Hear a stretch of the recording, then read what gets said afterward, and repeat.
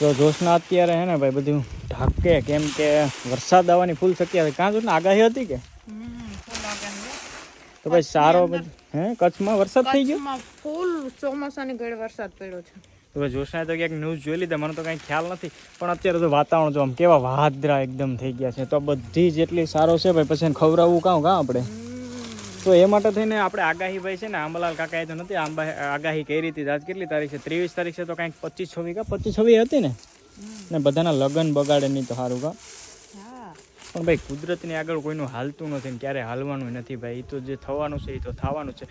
અત્યારે એ નથી ખબર પડતી કે આમ એક બાજુથી ઠંડી આવે હવાના પોરમાં આમ એવું જોઈએ ને તો એવો એકદમ ઠાર પડી જાય ને અટાણે પાછો ઠંડો પવન આવશે, ઉપરથી આજે પાછો વરસાદ પણ થાય. બોલો તો શું કરશું? કાંઈ નક્કી નથી રહેતું.